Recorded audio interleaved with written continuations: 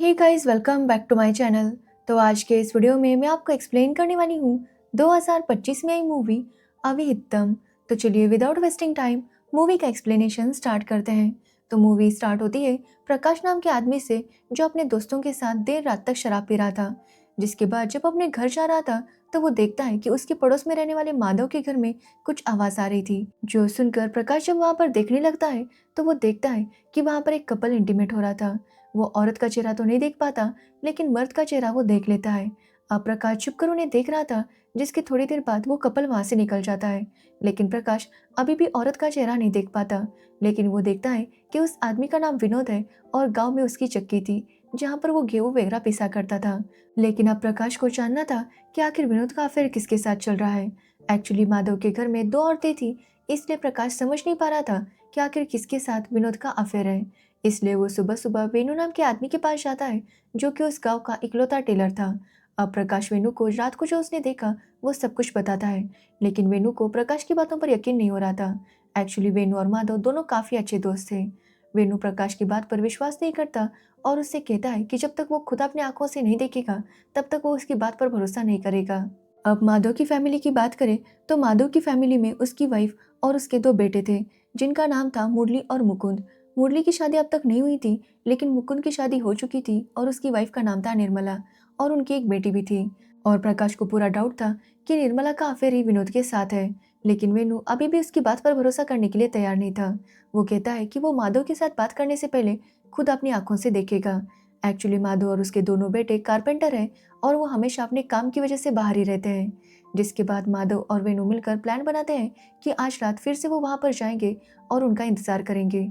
जिसके बाद वो रात को फिर से वहां पर जाते हैं और उनके बाथरूम के बाहर एक पेड़ था, वहां पर छुप कर इंतजार करने लगते हैं। तो वो देखते हैं कि एक लेडी वहां पर किसी का वेट कर रही थी। अब उस लेडी की शक्ल नहीं दिखाई दे रही थी, जिसकी वजह से ये समझ नहीं पा रहे थे कि ये निर्मला है या कोई और।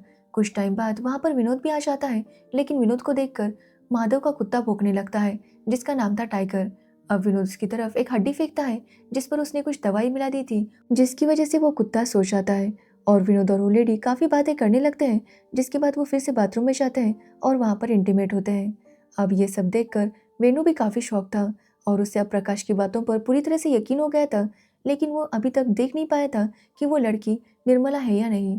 लेकिन वो हमेशा औरतों के कपड़े सिलता था, इसलिए उसकी बॉडी का स्ट्रक्चर देखकर उसे यकीन हो जाता है कि ये लेडी निर्मला ही है। और इसी वजह से वो डिसाइड करता है कि वो ये बात माधव को बताएगा। लेकिन माधव की इज्जत का सवाल था, तो वेणु प्रकाश से कहता है कि प्रकाश इसके बारे में किसी को भी ना बताए, क्योंकि वो नहीं चाहता कि माधव की इज्जत इस तरह से खराब हो। अब प्रकाश उसे हाँ तो कहता है, लेकिन वो देखना चाहता था कि जब माधव और उसके बेटों को पता चलेगा कि निर्मला का अफेयर है तो वो किस तरह से रिएक्ट करेंगे।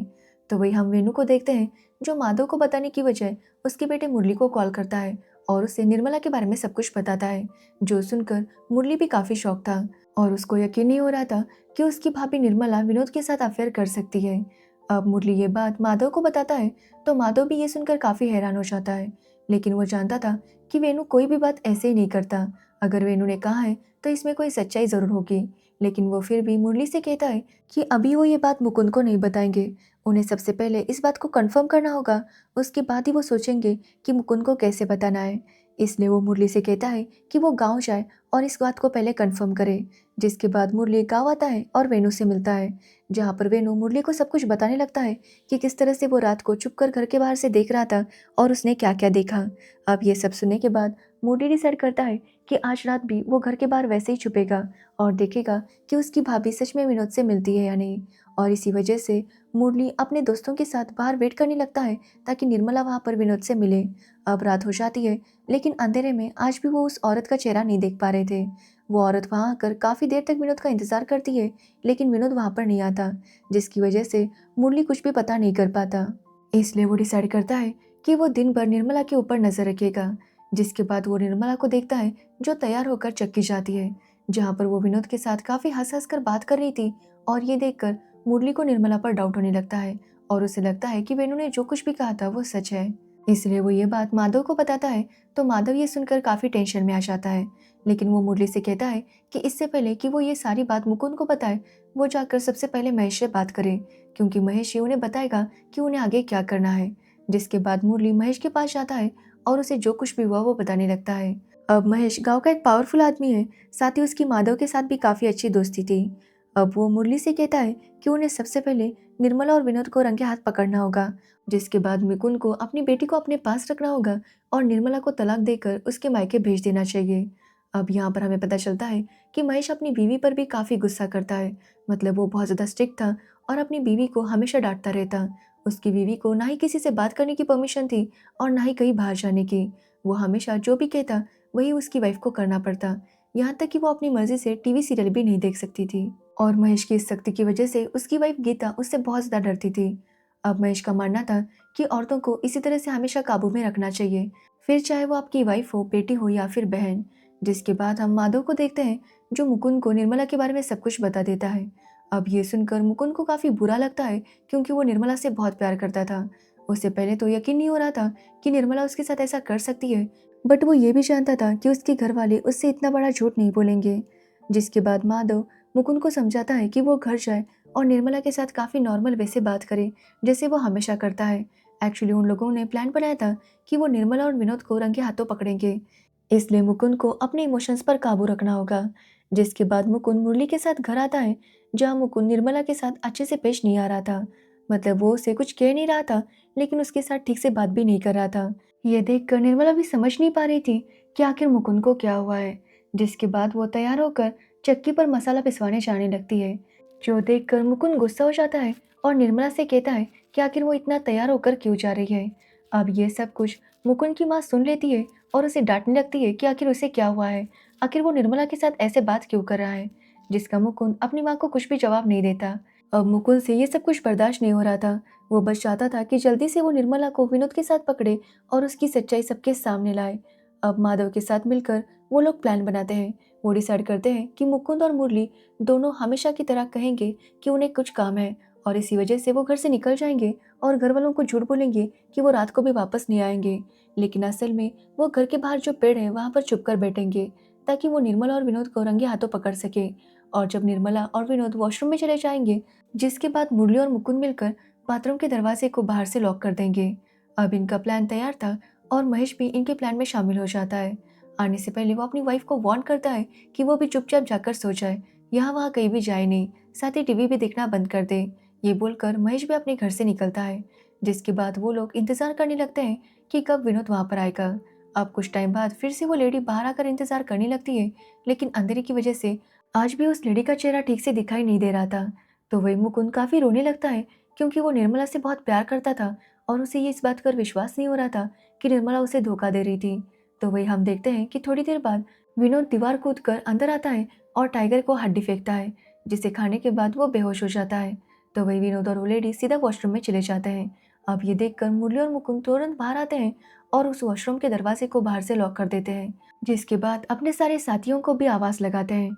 अब सब लोग बाथरूम के बाहर इकट्ठा हो जाते हैं। तो वही बाहर शोर का आवाज़ सुनकर मुकुंद की माँ भी बाहर आती है और मुकुंद से पूछने लगती है कि आखिर यहाँ पर ये सब कुछ क्या चल रहा है। तो मुकुंद उन्हें बताता है कि निर्मला का विनोद के साथ अफेयर चल रहा है और वो उसके साथ बाथरूम में है। अब ये सुनकर मुकुंद की माँ काफ़ी शॉक थी और वो मुकुंद से कहती है कि मुकुंद पागल हो चुका है, बेकी बेकी बातें कर रहा है। वो मुकुंद से कहती है कि अगर निर्मला वॉशरूम में है तो घर के अंदर कौन है। जो सुनकर मुकुंद भी काफ़ी हैरान था कि तभी निर्मला घर से बाहर आती है और ये देखकर मुकुंद काफ़ी खुश होता है, क्योंकि उसे पता चल जाता है कि विनोद का अफेयर निर्मला के साथ नहीं था। जिसके बाद वो लोग बाथरूम का दरवाज़ा ओपन करते हैं, तो वो देखते हैं कि विनोद के साथ जो औरत थी वो कोई और नहीं बल्कि गीता थी। अब गीता को बाथरूम में विनोद के साथ देखकर महेश के सामने सारी सच्चाई आ गई थी और वो इस बात से काफ़ी दंग रह गया था कि उसकी वाइफ उसे धोखा दे रही थी। अब महेश अपनी वाइफ पर काफ़ी गुस्सा होता है और उसे मारने के लिए आगे बढ़ने लगता है, लेकिन सभी लोग उसे रोक लेते हैं। अब महेश गीता को काफ़ी बातें सुनाता है, जिससे गीता भी गुस्सा हो जाती है और महेश से कहती है कि महेश ने कभी भी उससे प्यार नहीं किया। वो तो हमेशा हिटलर की तरह उसे बस ऑर्डर छोड़ा करता था, कभी बाहर मत जाओ, कभी टीवी मत देखो, कभी किसी से बात मत करो। उसने कभी भी गीता की मर्जी जानने की कोशिश नहीं की, ना ही कभी गीता से प्यार किया। और जब गीता की एक दिन मुलाकात विनोद से हुई और उन दोनों की दोस्ती हो गई, जिसके बाद विनोद ने उसे वो इज्जत दी जो वो चाहती थी। विनोद उसे प्यार करने लगा और गीता को बस प्यार ही चाहिए था, और इसी वजह से उन दोनों का अफेयर शुरू हो गया। इसलिए गीता महेश से कहती है कि उसने जो किया है वो गलत है, लेकिन वो इसके लिए गिल्टी फील नहीं करती। गीता महेश से कहती है कि महेश खुद तो घर से बाहर घूमता फिरता रहता है, लेकिन उसे घर के बाहर नहीं आने देता। अब ये सब सुनकर गांव वाले भी समझ जाते हैं कि महेश ने गीता के साथ कितना गलत किया है, क्योंकि वो अभी हमेशा देखा करते थे कि महेश गीता के ऊपर कितना गुस्सा करता था। तो वही विनोद और गीता एक दूसरे से प्यार करते थे, इसलिए गांव वाले उन्हें वहां से जाने देते हैं, जो देखकर महेश और ज्यादा गुस्सा हो जाता है। तो वही मुरली और मुकुंद भी निर्मला से माफी मांगते हैं, लेकिन निर्मला की सास उन दोनों पर काफी गुस्सा थी। वो मुकुंद को थप्पड़ मारती है और मुरली को भी। साथ ही वो उनसे कहती है कि आखिर उन्हें इस बात पर भरोसा ही कैसे कर लिया कि निर्मला ऐसा कुछ कर सकती है।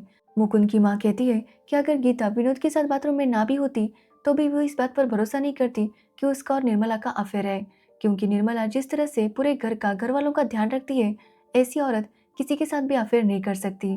वो मुकुंद और मुरली को काफी डांटने लगती है कि वो तो हमेशा अपने पापा के साथ बाहर रहते हैं, लेकिन निर्मला और वो ही सारा घर संभालते हैं। वो कहती है कि हम भी औरतें हैं, उनकी नौकरानी नहीं है, इसलिए उन्हें इस बात का ध्यान रखना होगा कि वो अपनी वाइफ को हमेशा खुश रखे और उनकी मर्जी भी जानने की कोशिश करे। ये लोग तो बस अपने हिसाब से जिंदगी जीते हैं और फिर वाइफ पर ही शक करते हैं। अब ये सुनने के बाद मुरली और मुकुंद दोनों को अपनी गलती का एहसास हो जाता है और वो दोनों ही निर्मला से माफी मांगते हैं और निर्मला भी उन्हें माफ कर देती है। जिसके बाद निर्मला की सास माधव को भी कॉल पर बहुत ज्यादा बातें सुनाती है और उससे उठक बैठक करवाती है। अब माधव भी उठक बैठक करते हुए निर्मला की सास से माफी मांगता है। महेश की हालत देखकर वो लोग समझ गए थे कि प्यार किसी को बंधन में रखकर नहीं होता। अगर तुम किसी से सच्चा प्यार करते हो तो उस इंसान को फ्री छोड़ देना चाहिए। उसके बाद भी अगर वो अपनी मर्जी से तुम्हारे साथ रहता है तभी वो प्यार सच्चा है, नहीं तो किसी को डरा धमका कर मजबूरी में अपने पास रखने को प्यार नहीं कहा जा सकता। और इसी सीख के साथ ये मूवी एंड हो जाती है। तो ये थी अविहितम मूवी की स्टोरी। अगर आपको इस मूवी की स्टोरी और मेरा एक्सप्लेनेशन पसंद आया हो तो वीडियो को लाइक कमेंट शेयर ज़रूर करना और मेरे चैनल को सब्सक्राइब करना बिल्कुल मत भूलना। Thanks for watching video.